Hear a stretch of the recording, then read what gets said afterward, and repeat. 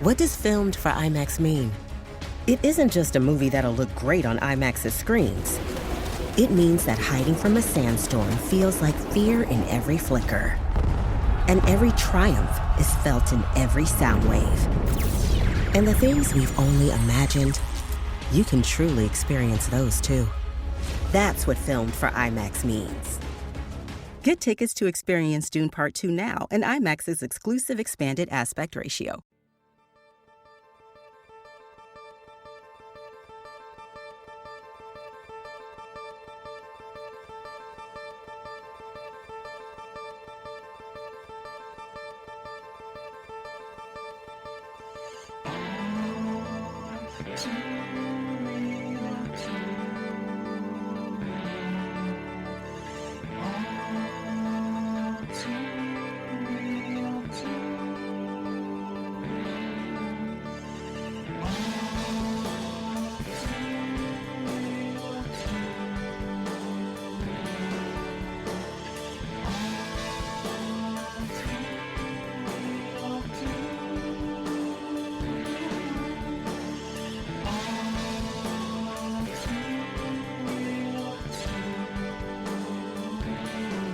Okay, everybody, welcome to the latest episode of All Too Real 2. My name is Michael E. Cullen II, and with me, as always, is... And it's Sesame, I'm sorry that I'm sometimes sarcastic, and Carta. That's a long name. It is probably one of my longest ones so far. Yes. Is that all one word? Like the middle together? name, it's all one word, yeah. Oh, okay. Just checking. Yeah. Did we figure out if they charge you by the letter or the syllable or what? It's by the letter. Oh, okay. Yeah. Yeah. I don't know where you're getting all this money, man. I don't know either. It's just like a pot of gold that shows up and then... You change your name every week, I mean... But I can only use it for that purpose. So... That kind of sucks. One time I tried to spend it on something else and it just disappeared. So it's like it's money only for that thing. Does it work for like gas money to get there to change your name or... No, not really. Sometimes I've had to walk. Or can you do this online? I don't know because I've never actually really done it. So. Oh, okay. So this is all just a bit? Yeah, it's all. I mean, come on, my whole life is a bit. Yeah. Oh, okay. Just checking. I was believing you every one of these weeks. I'm sorry, man. For the past 2 years, I've been... You've been lying to me. 3 years at this point. Yeah. And when did I change my name to Sesame? I think it was like 2 or 3 years ago. I don't know. I think it was like a year and a half or 2 years ago. Yeah, it's been a while. Yeah, it was a while ago. Yeah. Yeah, my name really is not really Sesame and Carta, although, which is like hilarious because like probably like confusing Scott because you tell him. By the way, Scott's one of the guests we have on today. Yeah, you told them on the group chat. I'm tagging Matt in here, a.k.a. Alan Majeski, a.k.a. Sesame. Yeah. What the hell? Like, at least I didn't have to go over every name you use every week. Yeah. The middle names and all. Now I let my Facebook name out. Now everyone's going to know who I am. Okay, who cares? That's okay. It doesn't matter. It's not that one. It's the other one. So don't look him up. You know, if you find... It doesn't matter. Yeah, exactly. It could be one of 4 or 5 or... It's a common name. Yeah, so today on the show, we had an all-two interview with Shawn Justice and Scott Galbraith, the writers and then the director and the star of the film The Reconciler that we saw recently. So, yes, Scott is one of the co-writers and the star of the movie. And then we also had Shawn Justice, who was one of the co-writers and director of the film. Talked to, nice little talk we had with them. Covered everything from why they made the film to, the, Roddy Piper of it all and everything, So it's a good interview. Please listen because I think it's actually one of our best interviews we've done. So. Yeah, it is, and it's it's very you could tell they've kind of probably done this before. They're very comfortable, at being interviewed by people. Very very sincere vibe I got from them, from their friendship and their collaboration relationship as well. And they were very gracious to come on the show after we kind of made fun of their film a little bit, like we do, Yeah. but not like, I don't think we eviscerated this one as much as we do some other ones. So, No, well, and yeah. like I mentioned too, is like, you know, when I do this, I'm kind of exaggerating a little bit. Like, you know, Yeah, you're playing like a character. It's like a kind of a character, but it's still me. It's not really meant to be, you know, taken personally or meant in bad faith. So if I do actually for real offend someone, then I actually will apologize, because for me, you know, I'm not really in the business of like trying to hurt people's feelings. Like, it's not, you know, like I don't want to be that kind of person, you know. Yeah, so. and I mean, and if anybody else that, you know, we've talked about your film and would like to come on, we'd be more than happy to have you on and talk about your filmmaking process and, you know, just the whole thing and how just the pain it is to make a film and the joy of it too, you know? So, yeah. But yeah, I guess without further ado, here's our interview with Scott and Shawn here. So check it out.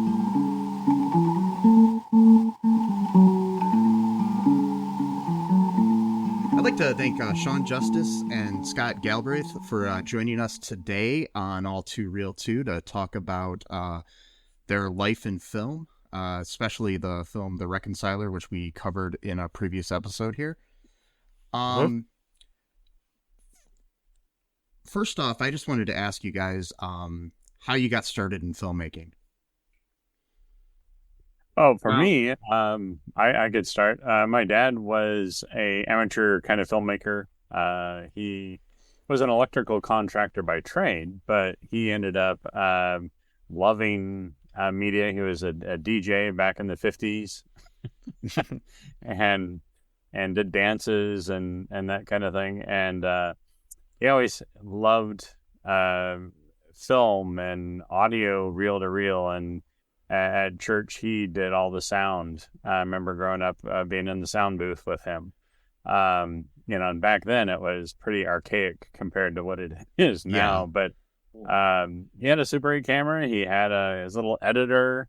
And he even had the sound recorder from Elmo and had a little Canon, camera. And, one of the things that he did with us and my twin brother is we would animate our Legos and our toys. Oh, nice. And it was kind of that bonding experience, between father and sons that, is really good to have when you're young. So as my dad progressed through buying he was one of the first in town to own a Betamax, if anybody even knows what that is. And he had the portable, consumer recorders where you had, the snake from the camera to the pack, recording that way. And so we kind of grew up around it. And then in the 7th grade, my brother and I had the opportunity to take a television production class in our middle school. And we, in the Portland area, had a performing arts high school that we excelled very well because we kind of knew filmmaking anyway in that 7th grade class.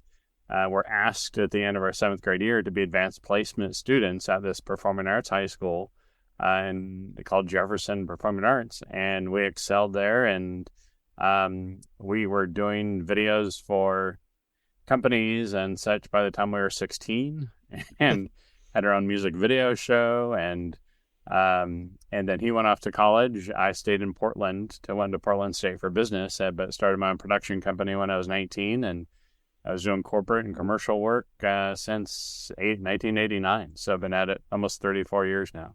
Oh, wow. How about you, Scott? Well, it's funny that you should use the term filmmaker because I'm not really a filmmaker. I can consider myself a ham or an entertainer. One of the reasons why people like Shawn have a job is because not everybody can do. I know for a fact that I'm not a film director. Oh, yeah. When I was younger, I wanted to do everything. And while I am a jack of a couple trades, you learn pretty quickly you can't do everything. And there's just stuff with directing and such that I couldn't, like, for example, I never could have directed a film myself. And, but how I got into performing and writing is kind of just, well, I started, as your counterpart mentioned on the review of The Reconciler, I'm a magician. Thank you very much for bringing that up, Mr. Is it Sesame? Is that your name, sir? Yes. Yes, okay, yes. I just wanted to make sure I used the right name here. Yeah. Thank you. Brought up that I was a magician. Been a magician since I was 6. And saw my first David Copperfield, had a Fisher-Price mentorship shortly thereafter. And kind of wanting to act in school plays and church plays and stuff like that. In fact, if we want to talk about The Reconciler, The Reconciler was a church play first. And there's some interesting things to mention there, but we'll get into that in just a minute. But anyway, I just have always had an overactive imagination. And one of the things that I just can't seem to do is stay out of my own work, because part of getting excited about the very first thing I ever wrote was a church skit when I was 13 for a drama festival that my church was participating in. And I literally hated every single church skit that was in the church library, because it was all person one talking to person two about whatever spiritual concept the writer wanted to convey. And I went to my youth pastor. His name was James. He was only my youth pastor for 2 years, but he did something that changed the course of my life. I said to him, I don't like any of this stuff. There's no creativity in it. It's just regular people talking to each other. Where's the imagination? And he literally looked at me and said, well, Scott, if you don't like it, then you write something you want to be in. So I don't know how to write something I don't want to be in. That basically That's good is advice. one of the reasons why I always end up in my own. Now, one thing that I have thankfully gotten away from is always making myself the star. One thing I learned from Reconciler was, after I was exhausted after 11 days of shooting, was, yeah, I'm not a leading man. I think my drama teacher in high school had it right when she cast me as the character actor. I think I'm more character actor. And I kind of have a more character actor role in Shawn's other film, The Murder of Innocence, which he was nice enough to put me in when he was hired to write that. So I hope that answers your question about how I got into it. Yeah, I mean, I think that's good advice with for writing in general. You know, even if you're not going to be in it, you still put yourself in the story. You know, it might be there might be like an avatar for you as one of the characters in there. I think that's a good way to look at it, because most writers, they say write what you know. So, it's like, How many of his own films has Quentin Tarantino been in? Yeah. And I mean, the thing is even if he's not in the movie, the other characters are parts of him. So, yeah, it's the same thing. Well, I was in Reconciler, actually. Do you remember that? Which part did you do in Reconciler? Like, because it's been like over a month since I've seen it, and I've seen so much since then. I bet you're wondering why you're here in this car. Oh, okay. I was actually reading the lines on set when we shot that, but he did the ADR for the voice. Nice. So, I did the voice, but it was heavily, synthesized. Yeah. So Right. Yeah. The one scene in the movie that we get accused of blatantly ripping off Saw, and for the record, the movie was not a Saw ripoff. Just so you know. Is that we did not rip off Saw. I came up with the idea before I ever saw. That's the thing I hate about the movie Saw. You can't talk about it without saying the word seesaw or something like that. Like you guys very much proved during your first podcast. Yeah. I remember back when the first Saw movie came out, and I was working at a video store, and everybody was like, "Hey, Mike, did you see Saw yet?" And I'm like, "On the playground? Like, what are you talking about?" No.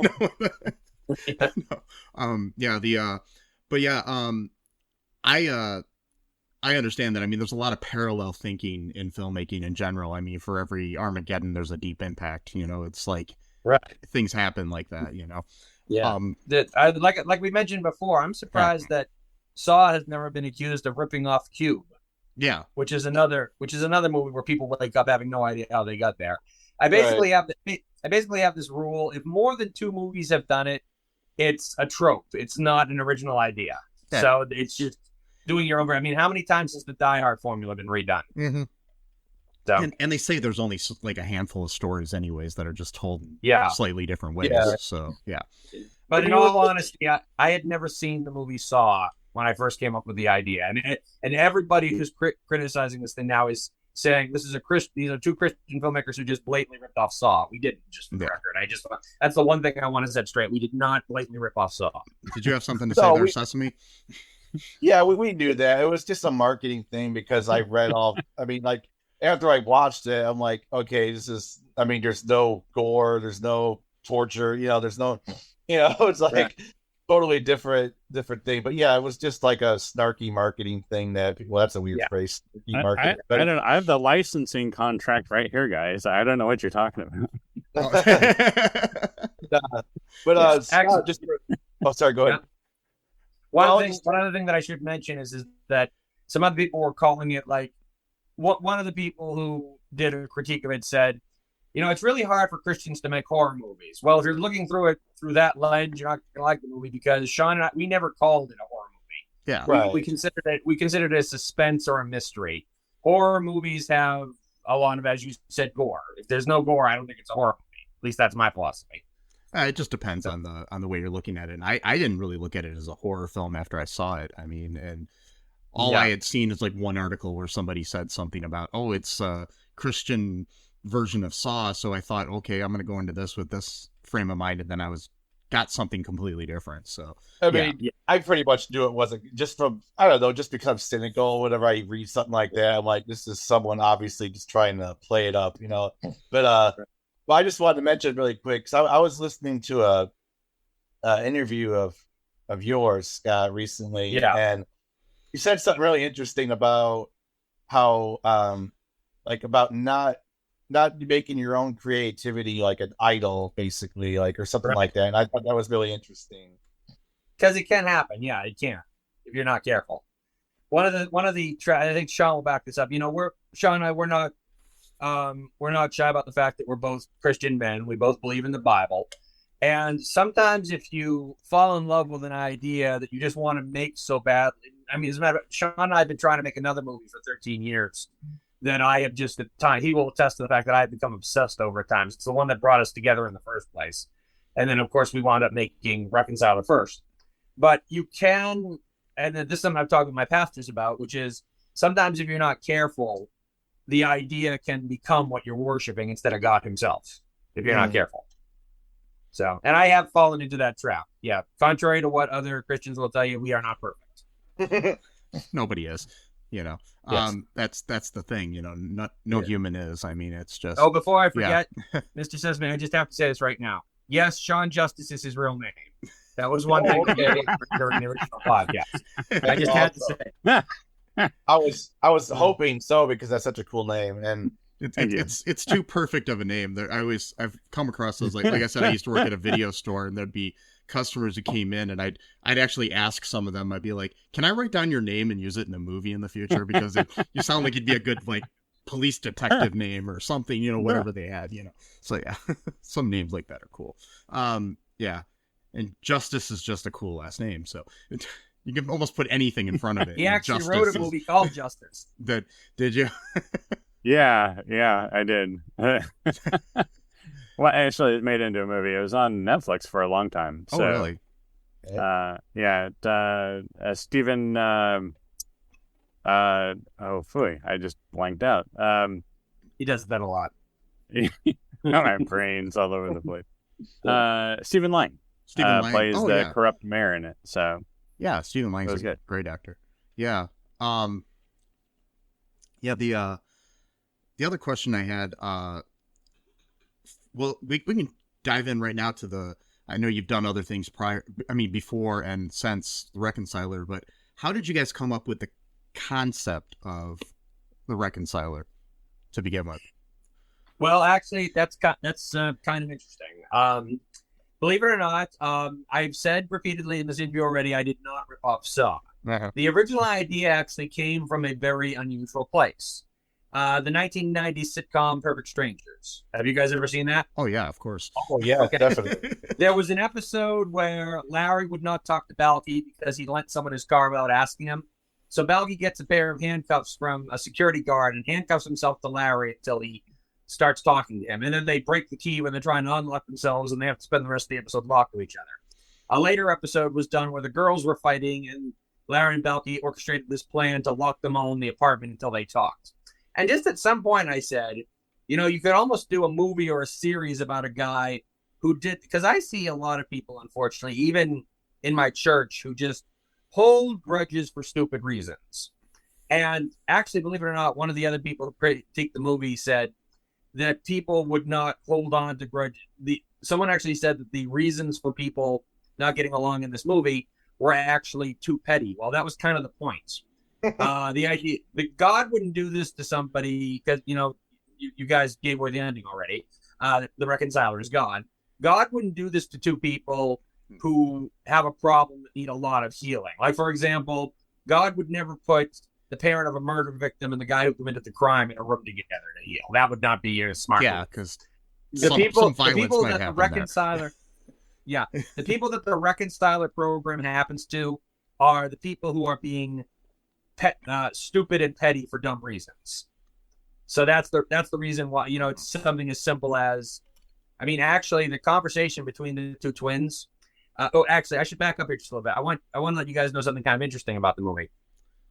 The way it basically happened is that I had this idea based on what I had seen on, Perfect Strangers to do this scenario. And I started writing it, and then I abandoned it for a while. And then I had a time to go back and do a play for my church during the summer. And so I decided to dust this one off. I was telling somebody about it, and they said, Scott, this sounds an awful lot like the movie Saw. Have you seen it? And I'm like, no. And they're like, you should watch it before you write any further. So I watched it, and I was convinced of three things.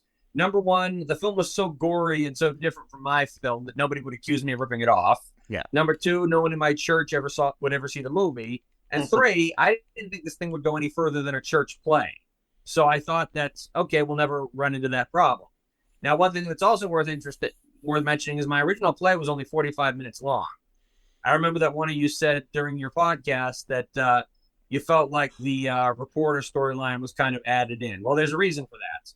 When we couldn't get the reconciler story up to 60 minutes, Shawn here put his genius thinking cap on and literally wrote that storyline 1 week before we started filming because our other producer would not accept a script that was not feature length. Oh, wow. Gotcha. Yeah. So, but another interesting tidbit, I played Ed in the original play, but in the original play, Ed is actually stuck with a mother and a daughter, not twin brothers. Oh, okay. And now there's a reason for that change. It's because when you're doing an independent film, sometimes it's cheaper to write around what you have than it is to do a casting call and not find the right people. Yeah. Mm-hmm. Jeremy and Jordan Steele, who played Alex and James, whose characters were originally Laurie and Allison. We used the Laurie name in the reporter storyline. That is like that's one of my only two contributions to the reporter storyline that Shawn wrote. And basically, we had been wanting to use Jeremy and Jordan in another project, the 13-year project, but they needed to be of a certain age, and they were starting to age out the roles, and it was looking less and less like we were going to be able to use them for that movie. So I said to Shawn, do we want to do a casting call and hope we find the mother and a daughter that I had chemistry with, or do we want to semi-make good on our promise with Jeremy and Jordan and rewrite the script with them? And the latter turned out to be the cheaper and more better move because we had to shoot all that warehouse stuff in only 3 days. Those are another couple guys that have great names. Steele Yes. is the last name. That's a good one too. Yes. How question here. How did Roddy Piper get involved in the project? I'm just curious about that. I'll pass that one to you, Shawn, because I didn't actually meet him at all. Right. Well, actually, Roddy lived in the Portland area. Oh, wow. And I had worked with him on another a pilot for a wrestling show, believe it or not.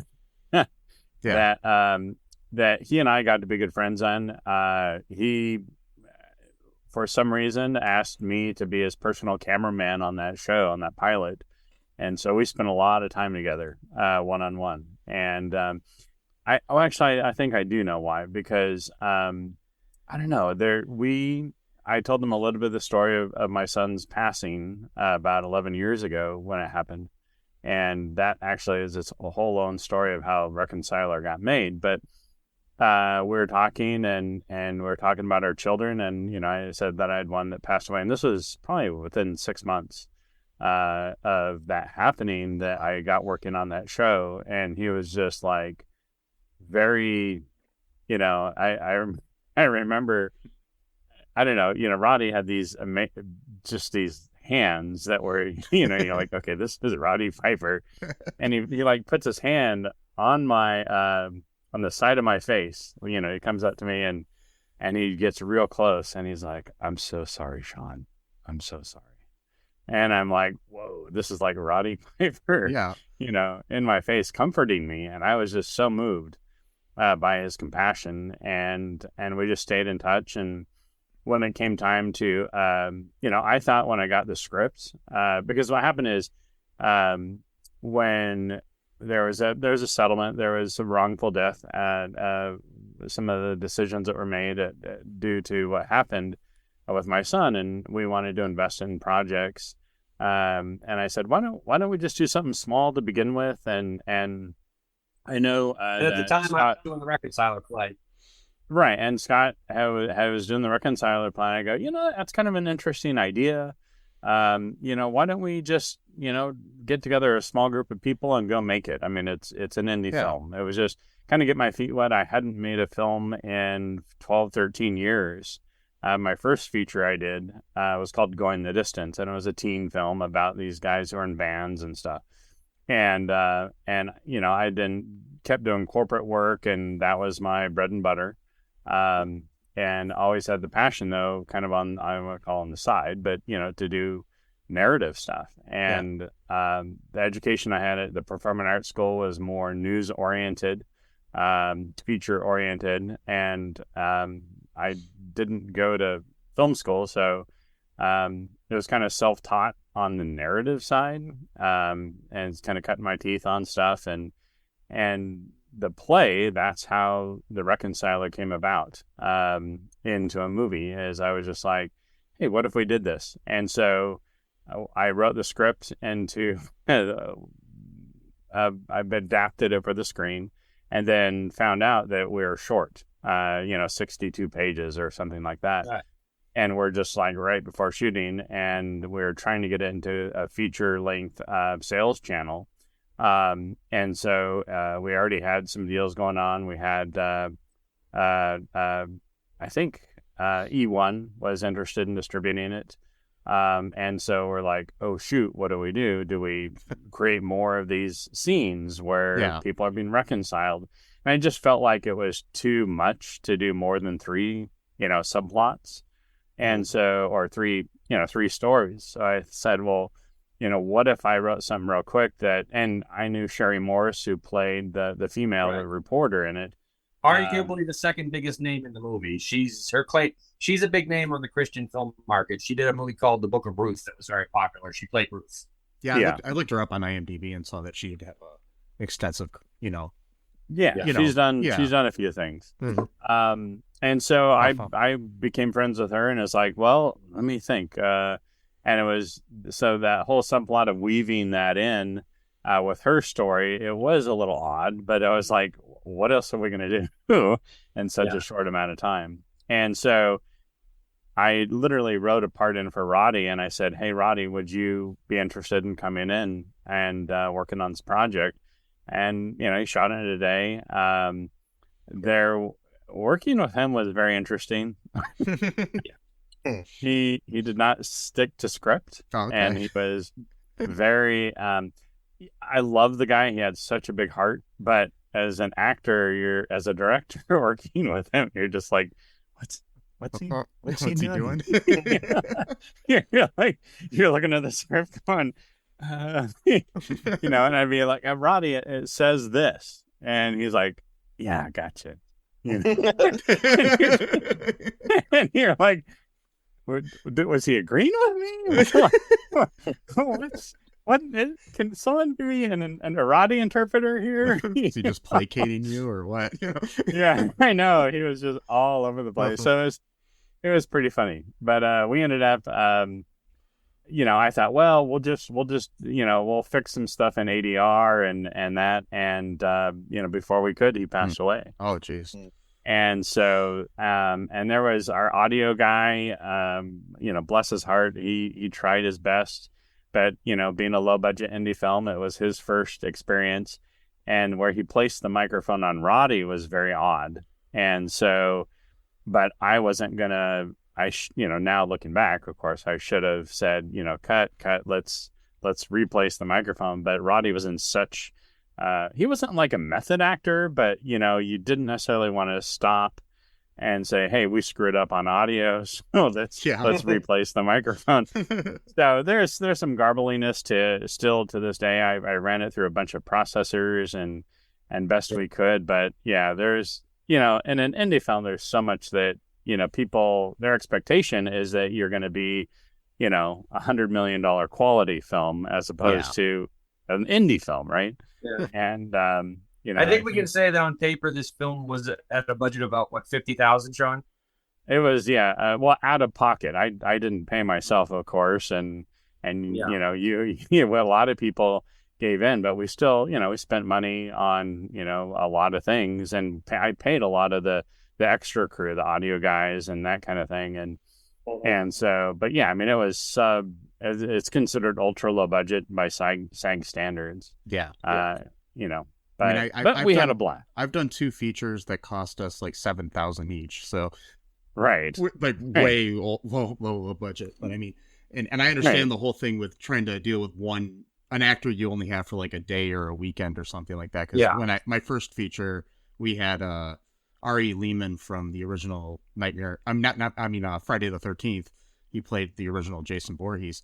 We had him for one day, and we had 2 or 3 scenes with him, and we had to shoot them all in that time. And then one of his co-stars didn't really do his lines that great in the scene with him. So then 3 months later, we shot the other side of the conversation. So we had to. You see that a lot in independent films, particularly in Christian independent films, where they will like Pureflix made this movie called Jerusalem Countdown. And on the cover, they have like all 5 big names as heads, like Christian movies like to do. The floating heads thing. And one of the 5 people was Lee Majors from the Fall Guy and the $6 Million Man. He dies in the first scene he's in. Yeah, he's only so there's always somebody who they like throw in for just so. I call them a poster actor. Basically, somebody you find someone, and that's what Roddy was for this film. One thing that I should mention that's just real quickly as far as the writing process between me and Shawn is because I had literally buck kisses for ideas on how to expand the script. That's one of the reasons why I said, Shawn, whatever you want to add to it, go right ahead. And he sent me, the original idea was to end the film. Shawn's original idea was to have the film end with Laurie interviewing the twins about their encounter with me, the angel. Yeah. But then I get the script and he goes, he sends it to me, he goes, good news, it's long enough. I read it and that ending's not in there. And I go, Shawn, where is it? And he goes, well, it felt kind of forced.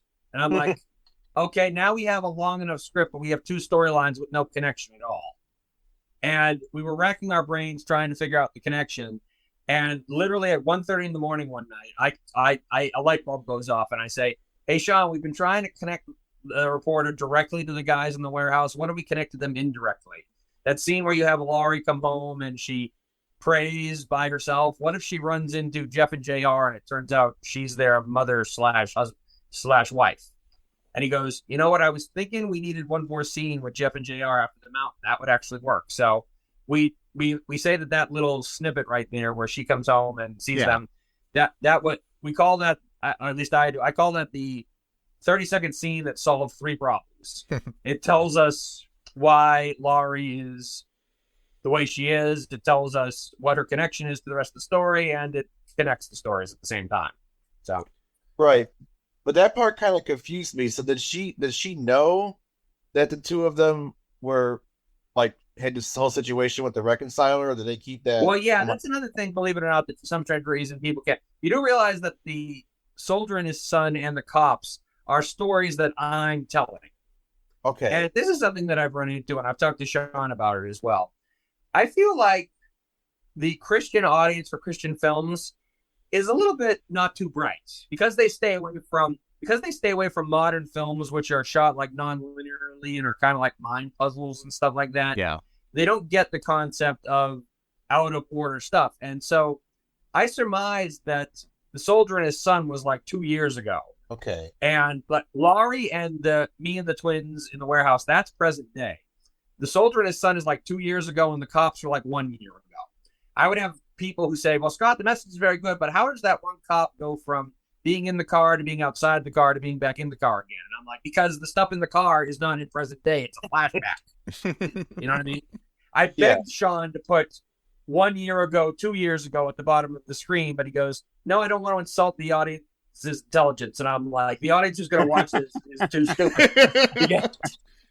I know, and I'm guilty of that. And I wouldn't say that just about a Christian audience, because there's a lot of like your general normal audience that if you my own mother didn't get it. Because I know people like when Lost was on that couldn't understand the flashbacks and that. So right. So Like Shawn and I have actually written a Christian film that kind of takes a few cues from the show This Is Us, which is another movie we hope to make at some point. Yeah, I've my co-producer at the time on Reconciler, I had helped him with a couple of his other little indie films, in writing and taking some of his ideas and putting them into story form. And he's like, you got to treat your audience like they're in the third grade. and I understand that, and that's kind of what was going on, but I've always kind of, I don't want to say refused to do that, and been like, well, if people are going to get it, they're going to get it. And if they're not, they're not. And the people that do get it, it's kind of a reward, right? Yeah. Right. I don't know what I just did, but we'll go with it. It worked. Yeah. No, I agree with that totally, Shawn. One of the things, in the years I've been a magician, I never do what I call Mr. Rogers magic shows, because kids are a lot smarter than people give them credit for. That's and one thing that I will what'd you say? That's what I think too. But yeah. One thing that people will always ask me is they'll be like, "What do you have a mixed crowd of older kids or younger kids? Who do you gear the thing at?" And I'm like, I gear the audience at the older crowd, because it's easier to ask the younger crowd to come up to the older kids' levels than it is to say to all the older kids, okay, we're going to be singing the ABCs, try to be at the younger kids' levels. Because they'll be like all bratty and be like, no, I don't want to do this stuff. So I gear it at families have always been my best audience for that reason. So anyway, just a little thing there. Yeah, I mean, you got to kind of cover all of it. I mean, like the best TV shows or movies out there kind of cater to everyone and not just, niche markets. Not that there's anything wrong with that either, because, sometimes people just want to watch a horror movie or a comedy or, or an adult comedy or a kids comedy or an animated movie, whatever, it's just the way it is. Any questions, Sesame? Not so much a question, but just more of a clarification. So, sometimes I rag on movies and it's more of like a exaggeration thing, because I'm very cognizant of how much work goes into like any kind of project, right? So I really hope I didn't offend you guys by just blasting it, because it was more of just kind of my style, basically. It's not personal. It's nothing like that, because I do music and stuff like that, and I know like how many hours go into like just a single song or whatever, and they have some jerk be like, oh well, they didn't put in this part or whatever. Yeah. Right. Oh, yeah. We didn't take it personally. You guys were I think one of the better ones. That did some of the other one. I'm not going to mention the names here, but there are some other reviewers that were just there. There's one YouTube channel, I'm not going to mention the name, that devotes their entire channel to ripping apart Christian films. Oh, and you couldn't do anything better with your time than that. You know what I mean? So I don't know. Yeah. I mean, that's like a personal vendetta channel. Yeah, I mean, you guys, like we started out with, we had a different podcast where it was just covering films based on true stories. Right. But then we realized that limited us. So what we do with our podcast is we'll cover a TV pilot that didn't last more than a season, for a show that didn't last more than a season. We'll cover a movie in one genre, then we'll cover like the new Marvel movie in theaters. We'll do that. We just want to kind of have a variety of what we can cover, so we're not pigeonholed. I mean, it's kind of hurt us in a way, because I looked at some of the other stuff you guys did critiques for, and I was amazed you found our film, to be honest with you. Yeah. Well, that's the thing. We search YouTube a lot and find a lot of these movies and TV shows that it'll just come up. I think because we've looked for other ones, and I'll be like, hey, that looks interesting. So yeah, and I know. Sesame found this one. I don't even know how you found it. How'd you find this, Sesame? I was just searching for like religious films or something like that, and then that was one of the ones that came up, and I just checked it out. Read a little about it. Yeah, I read the whole thing about the Christian version of Saul. I'm like, even then I was like, I don't think that's what it is. That's a marketing thing. That not saying you market it that way, but that's a marketing thing that someone who wrote the article, who wanted people to go to the website and read the article, did. And so I was like, okay, whatever. So yeah, that was just kind of that was just my motivation or whatever. I just typed in religious films on YouTube and just see whatever popped up. Marketing would suggest that we actually got a good distribution deal when this thing was first made. Right. Well, that's the other thing that I was gonna bring up and I forgot. So because I watched Lucifer and the Father recently, and then I watched an interview about it with I forgot the name of the YouTube channel, but it was with a woman. I forgot her name. Jackie Cavender. Yeah, and you said something too about crowdfunding, which again I thought was interesting because it does kind of touch on the psychology of individuals, where if you say something like, I need $5,000 or whatever to make this film or this project or whatever, each person is sitting there thinking they want me personally to give them $5,000, and it's like, no, it's for everyone. I've had to explain that. Sean and I have had to explain that to so many people when doing. I mean, one of the things that I use, like I actually finally should be mentioned, I just did a Lucifer and the Father screening last night at a church that had like 16 people in it, and we got a lot of people to donate to it. But I said to them, let me stress something in front of you all here, okay? We're trying to raise $600,000 to make the 5 additional episodes of Lucifer and the Father. Now, some people will look at that and they will go, oh, I'm sorry, I don't have that kind of money anywhere near it, but I will pray for you. Well, it's called crowdfunding for a reason, because we are not looking for one person to give us $600,000. You want to know what happens when one person gives you all that money? They have way too much power, and then they start to dictate changes in your story, and they're not usually a person who knows how to write. I'm sure Sean could tell stories about that, but I won't make it. Yeah, so entitled. It's an entitlement. Yeah, exactly. Now, a lot of people are like that too. They're like, "Oh, my $5, $10, $100 or whatever isn't going to help."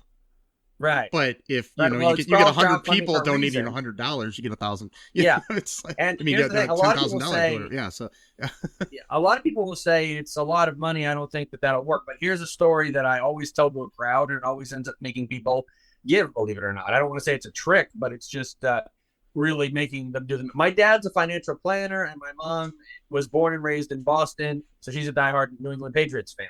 So I said, okay, I'm going to combine my dad's financial expertise with the Patriots and give everybody an analogy here.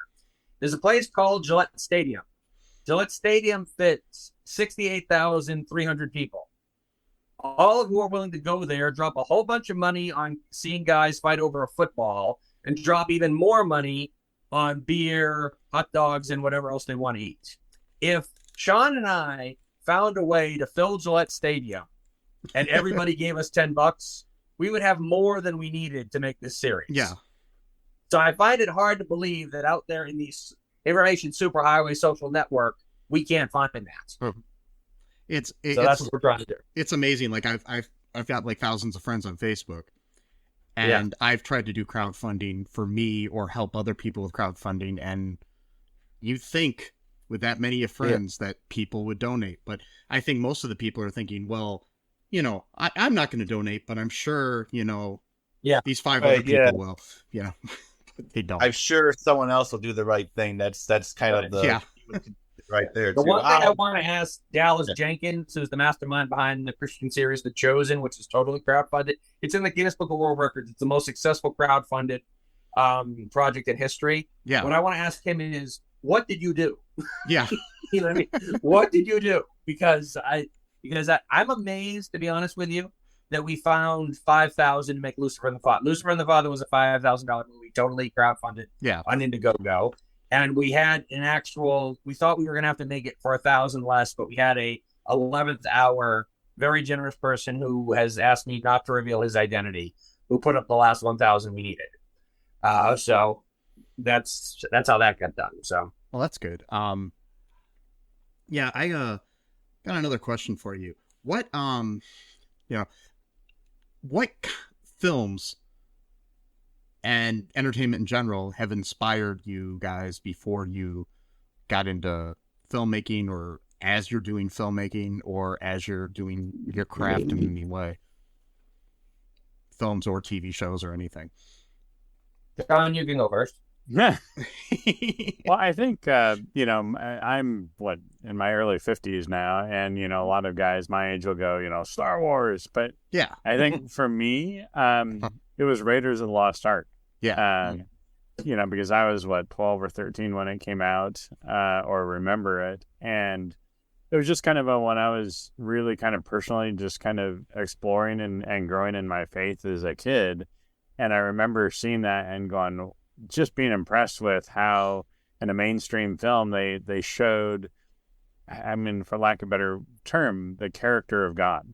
Yeah. There was this element, and I was like, wow, that is really cool, because of me growing in my faith at that time, to see that on screen.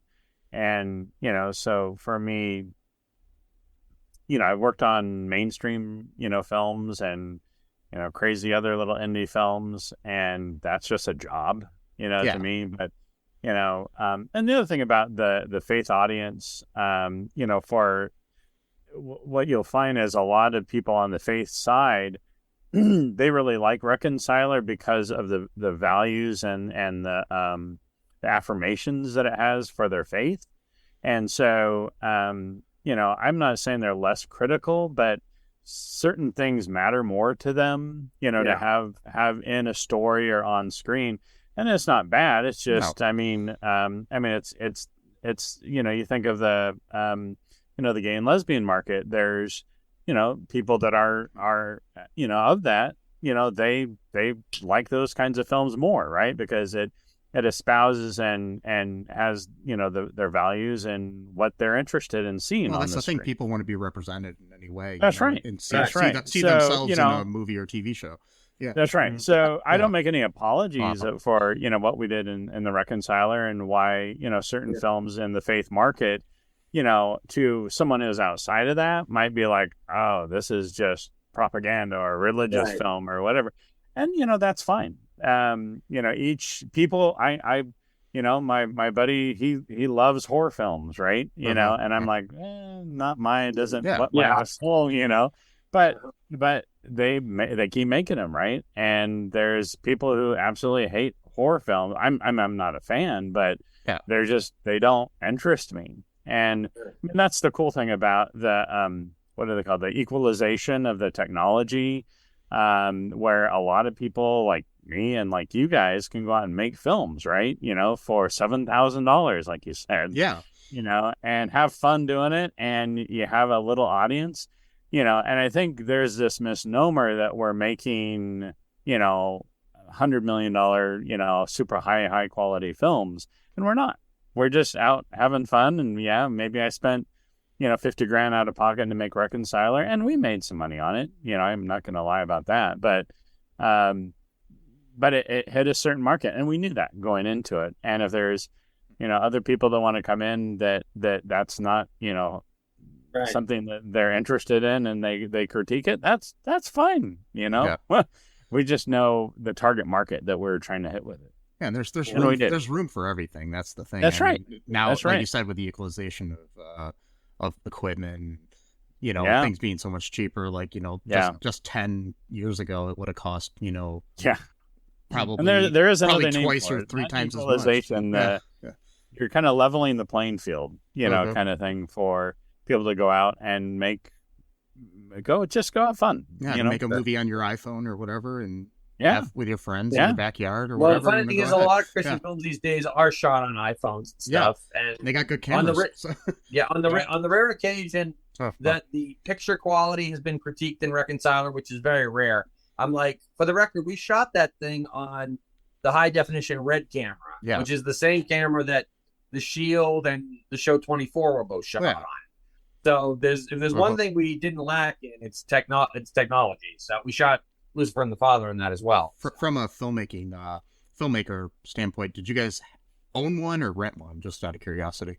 I had this amazing government contract to do a bunch of training videos, and at the end of 2012 or 2011, I think, and they were dragging their feet, and I got this call from my client at the end of towards the end of December, and they're like, I got to pay you the rest of the, tens of thousands of dollars on this contract to you, or else I'm going to lose it, and we're not done. And I'm like, what?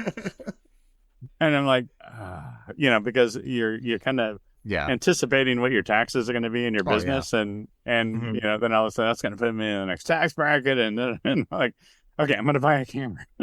So I bought it and used it for my corporate work, and that's my bread and butter. But I was always like, I want to use it for film sometime. I want to. Yeah. So I owned one. That's cool. Yeah, I know some people that have them. I've yet to use one myself. I shot my films on Canon DSLRs. I mean, so it's like, it is what it is. I've done several music videos on those. They're great.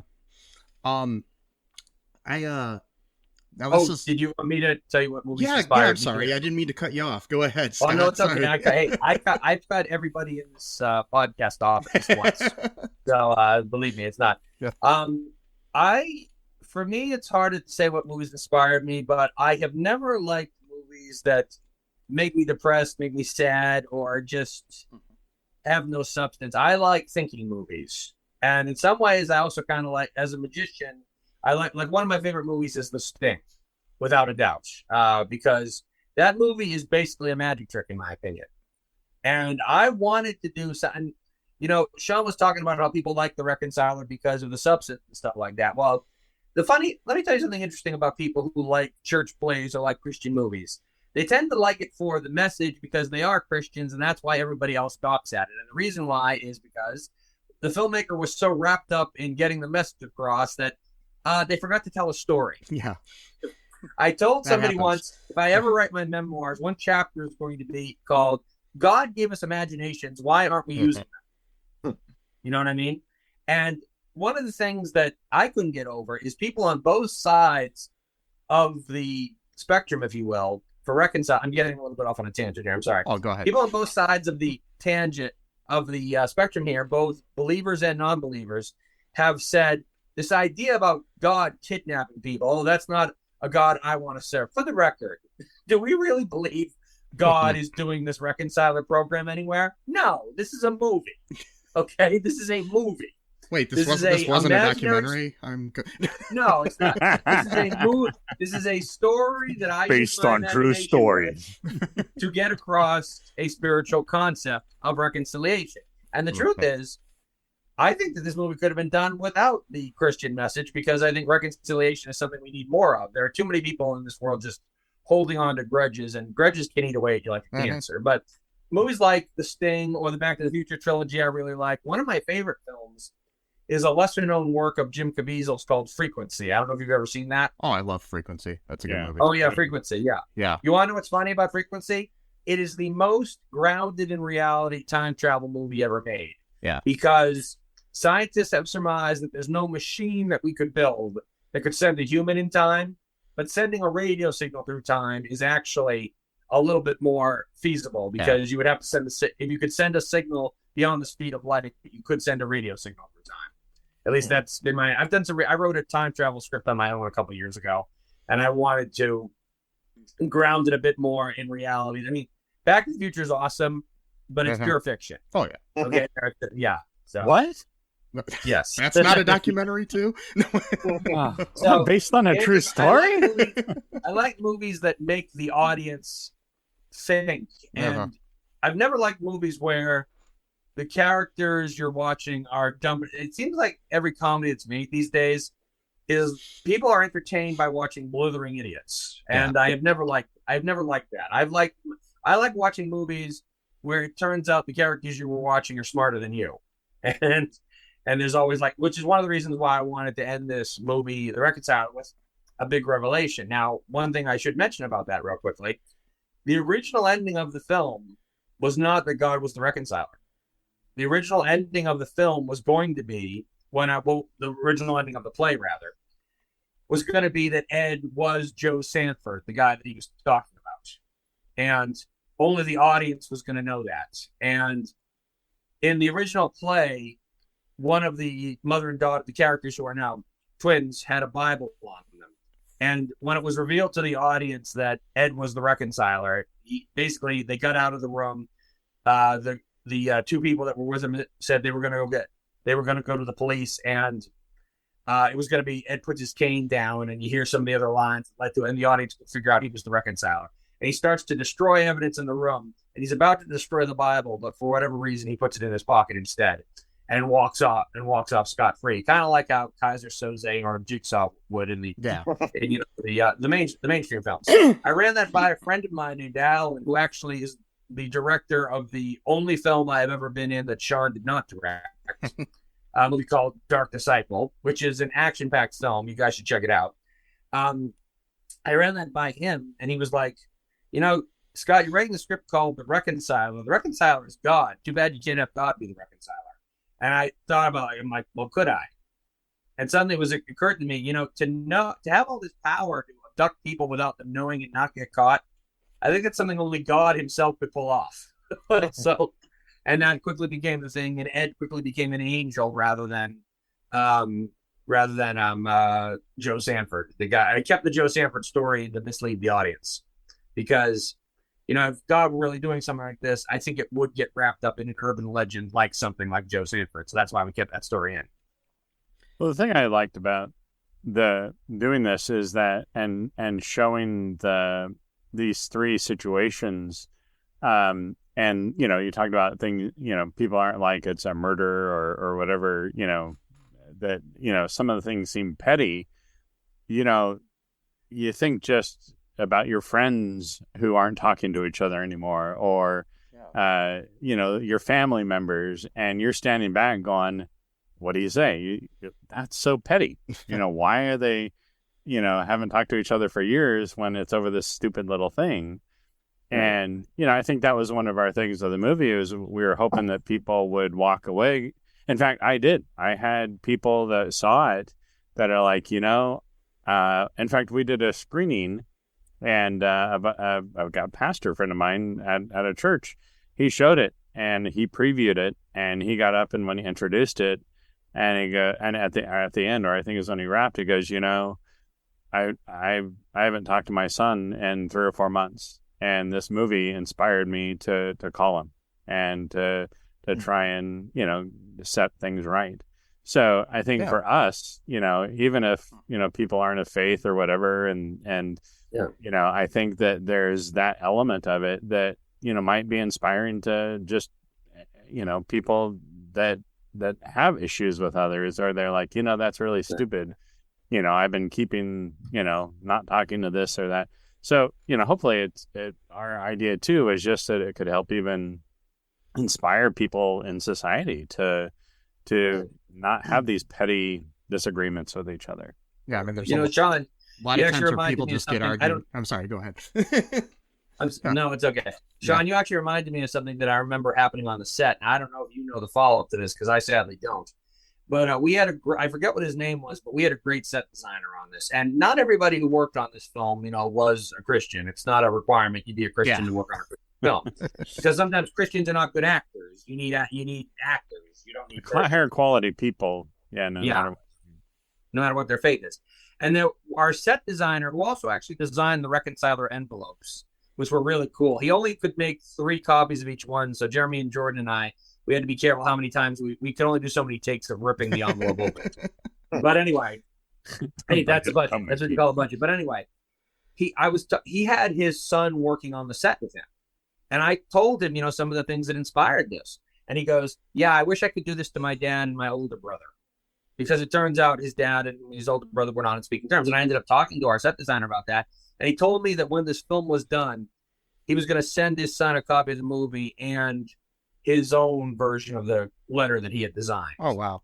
As kind of an olive branch. I don't know what happened with that or if he ever did it. He just told us that's what he was going to do. So we sadly have not kept in touch. So, but just, stuff like that kind of makes it worth it. And what this actually reminds me of something else that I think Mr. Sesame brought up during the that you actually realized something during your podcast. You said, if it's God doing this, he would know that your apology was not genuine.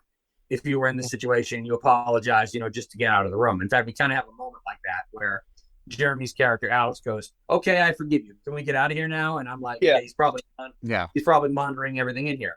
I've had people, believers and non-believers, ask me, and even the people who have criticized the film saying, so God is literally saying, make up or die. Well, if this is God we're talking about, who knows your heart, who knows your brain, who knows, he knows if you have it in you, whether or not to forgive. He's not going to put anybody in the reconciler scenarios that he knows is going to be stubborn enough that they're going to die. Okay. Right. So he would never, so if you're stubborn enough that you would rather die than forgive somebody, you're not going to be there in the first place. In some ways, the whole death thing is a bluff. The whole death, it's one of the reasons why, like, the reconciler leaves Ed, Alex, and James so much food, because he knows he knows how long it's going to take and stuff like that. But I mean, he wouldn't. So the saying that get out, and that's another thing that surprises me. One of the other guys, not you guys, but one of the other people who criticize this thing is, what kind of serial killer kidnaps two cops to be better policemen? Well, two things about that. Number one, that should have been a clue right there. This is not a bad guy. Number two, he doesn't kill anybody. He's not a serial. He's a serial kidnapper. He's not a serial killer. He's a serial kidnapper. Yeah. No, I know. That's the thing too. Like when I do these like criticisms, I intentionally, I'm literal about it as almost a joke. Like I know that you didn't actually mean in the movie that like he's gonna starve these guys out or whatever. They know style. So that's just kind of my style. Like, and I hope that people who listen to our podcast at this point know when I'm being like overly literalistic. Right. Just like it's my way of just like kind of goofing off a little bit. But like, who knows? Like you said though, some people they don't know that, so they might actually think, that. Of the 5 people I found that have torn our film apart on YouTube, you guys were the nicest. I'll just tell you that right now. I'm glad, because I appreciate. Like I said before, I don't really. It's like at this point, it's just like it's almost like an exaggerated version of myself when I get into this sort of like mode. Yeah. It's like it's not really my personality. I mean, it kind of is, but it's not like 100%. So yeah, I don't think we've been too cruel on anything except for maybe Larry the Cable Guy.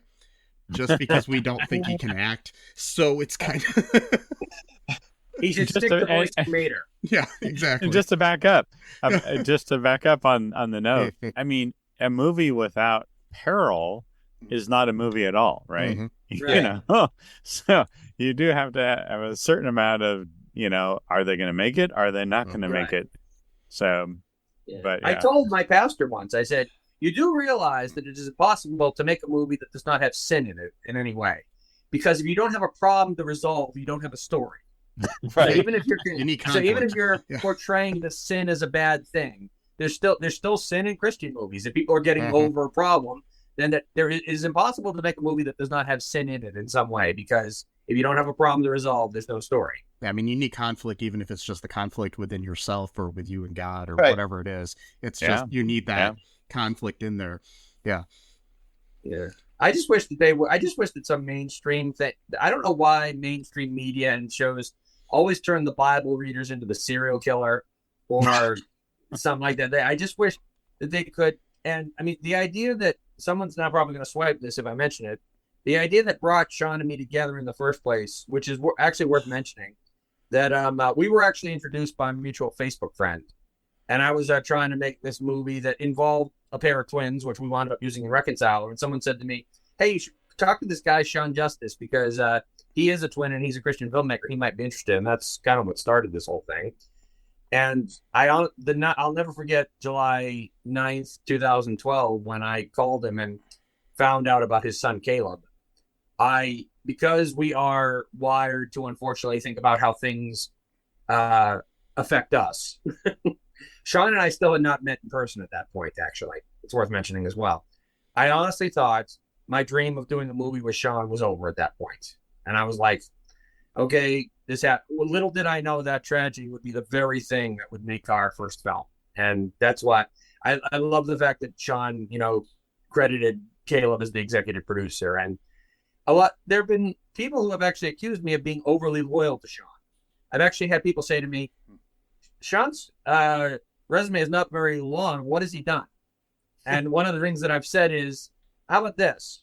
He said, Scott, I will help you, when every other big-name Christian movie producer was slamming the door in my face. That's one thing he's done right there. And secondly, when he got the money from Caleb's death and wanted to make the movie, to honor Caleb's memory, Shawn wrote at least, 10 scripts before you and I met? Oh, yeah. So, they're still in my library. Yeah, okay, yeah. You are talented enough of a writer. He could have dumbed down or simplified any of them and made the movie to honor Caleb, but he chose my idea instead. He gave a over caffeinated, anxiety-ridden magician from Boston a chance when no one else would. So that's one of the reasons. Loyalty is something that is rare sometimes these days. So that's always good that you guys have that between each other. Yeah. We wish we lived closer than 3,000 miles apart, I can tell you that. Well, with stuff like Zoom and other things, you're closer than you ever were like years ago. So yeah. We write very well together as well. I jokingly tell people that I'm the baker and he's the guy who decorates every script that we've ever written together, whether it was one of my ideas or one of his. It's one that I will write first and then he will finesse and make it sound not like a church play, because Shawn has told me that I'm better at story points than he is, and Shawn is way better at writing dialogue than I am. So I told my friend Al, who I mentioned earlier, I said that to him once. He goes, so basically, Scott, you make the tire and Shawn figures out how to make it turn. I'm like, I guess you could call it that. Yeah. So, that's a good thing. One last thing before we wrap things up here. What I know you got Lucifer and the Father that just came out. Are you guys working on anything else coming up, or trying to get that as a series? Or well, that's the main thing right now. Believe it or not, one of you said that Reconciler would be better as a anthology series. Believe it or not, we actually wrote 9 episodes. We actually wrote 10 episodes of a Reconciler series. Uh-huh. Okay. At some point, we're hoping we have a lot of the original idea that I was telling. As a matter of fact, I just realized that I went off on one of my tangents and I never said something earlier that I wanted to. I was talking about, how the mainstream always portrays Christians as like the serial killing Bible reader or whatever. The idea that I've been trying to make with Shawn for 13 years was based on a guy who went to my church who was a great man of God, and his job was he was a private detective. And I thought, man, that is a wonderful dichotomy to explore. Uh-huh. And I think that would even appeal to how do you not compromise the morals of your beliefs and do that job? And that was that genesis into I'm not going to mention the title here because people have already accused me of ripping off Saw. I don't want anybody ripping us off. So. Plus, Shawn knows how long I can talk about that idea, and I've already talked a lot already, so I'm going to cut myself off right there. But to answer your question directly, yes, Lucifer and the Father is clear and present. It's what as far as stuff that we're doing together. Shawn and I have other projects independently. I'm going to a Comic-Con this weekend with my Mario group, and Shawn is always doing his corporate video stuff. And like I said, he wrote 9 scripts before we ever met, so I never know. I never know what shiny object he's chasing after next. So, Lucifer and the Father is. It was in the middle of COVID, and Scott was like, I just wanted to do something, and and so he was able to, do the crowdfund and pulled that together, and he and Bob flew out to. Central Oregon, where I have a second home out there, where I spend a lot of the summers out there. And I knew the locations. Originally, the script was 2 guys sitting at a table talking, and I'm like, well, why don't we, use some of the locations, and incorporate those into the story. Perfect example of him finessing my script and improvement. It was beautiful locations. It was a lot of fun. Now, Lucifer and the Father, I'm willing to admit, is kind of a ripoff. Okay, I was watching Heat And the diner scene between Pacino and De Niro, I said, man, this has been done with Professor X and Magneto, and I'm surprised no one's ever done it with God and the Devil. I'm like, wait a minute. That's cool. And that was kind of how. So it was inspired by the scene in Heat or whatever. And one of the reasons why I pitched it to Bob and Shawn is because Bob, I'm sure you guys recognize Bob, who played the role of God in Lucifer and the Father, is the same guy who played Detective Tilton in The Reconciler. He had been wanting to work with us again since that, but we never had Shawn or I had a project that I wanted to do that was based on the first 4 chapters of Genesis, where I wanted him to play God and me to play Satan. And Shawn always loves to film things in the Oregon area, so I was kind of like, okay, what can we do during COVID that would have a small group of people that wouldn't violate any of the parameters?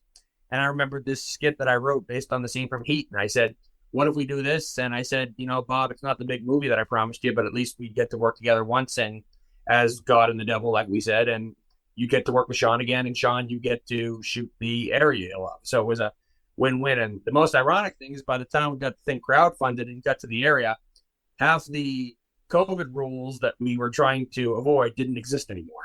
Yeah. So we ended up, my wife got involved in writing that. She's been my production designer on a couple of films since. And she's really good at we work well together. And so that's when we made it. And the whole idea that I incorporated into the story then was how in the New Testament, how there's the temptation of Jesus by Satan, and he takes him to different places, like on top of the temple, here or there. And I thought, wouldn't it be kind of fun to incorporate that kind of element into the story where instead it's the reverse. God's taking Satan to different locations, kind of throwing him for a loop. But there's a lot of, ultimately we wanted to just communicate God's heart and to really show, people are like, "I'll praise Satan," and that it's like, you might want to re-examine that idea a little bit. Someone's always a critic. Someone's always a critic. Yeah. Again, with using your imagination, just real quickly, we had one person leave a comment on the YouTube video say, "Oh, roly-poly guys like this, my God would never look like that. Satan was the most beautiful angel in heaven." And I'm like, "Oh, brother." And I'm like, let me ask both of you a question. You both watch Lucifer and the Father, right? Yeah.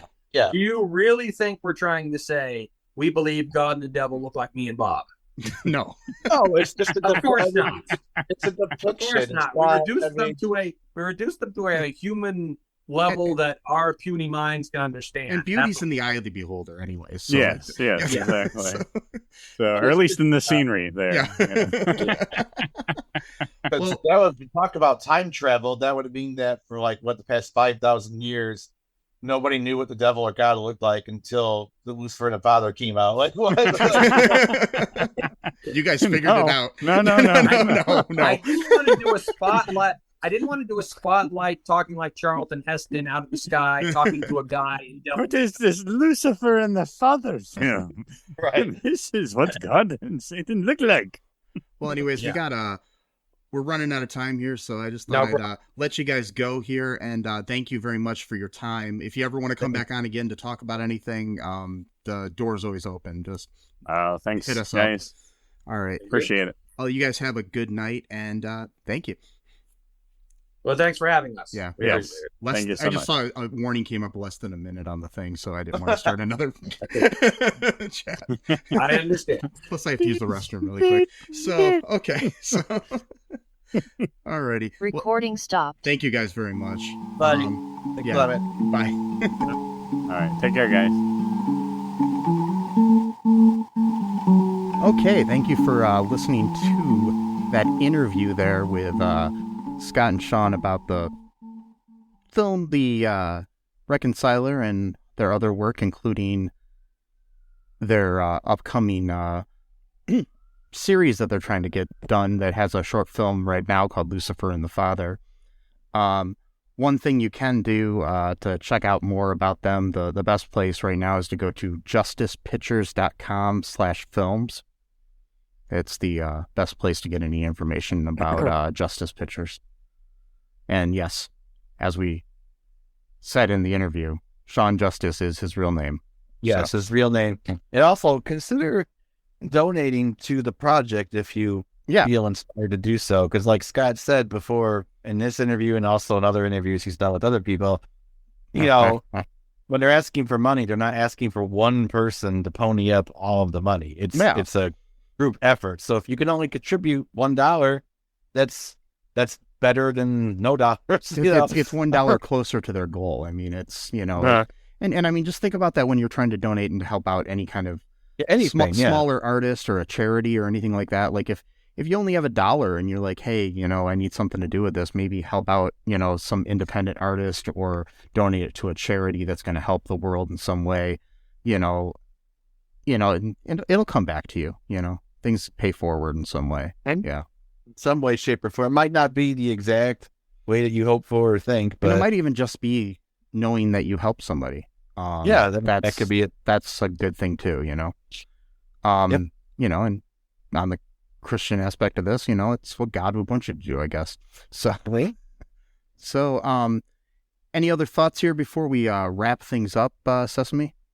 No, just hope you enjoyed it. I did. Yeah, me too. And I'd like to thank Scott and Shawn again for being on the show. And like I said, you can check them out at justicepictures.com/films. You can check us out at all2real2.com. Find all of our links and everything there.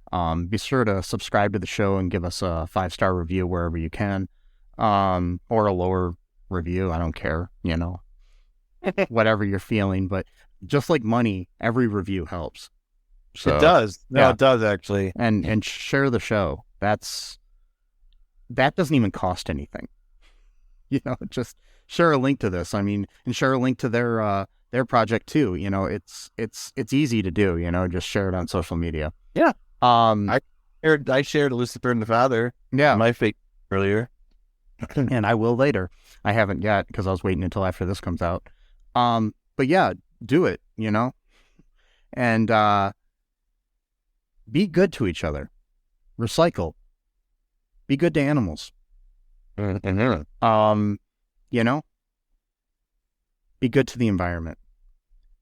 And remember that I love you and Sesame loves you.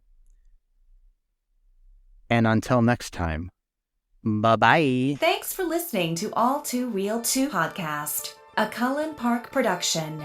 Produced and edited by Michael E. Cullen II. Music by Matthew Hawes. Subscribe and share the show. Visit us at cullenpark.com.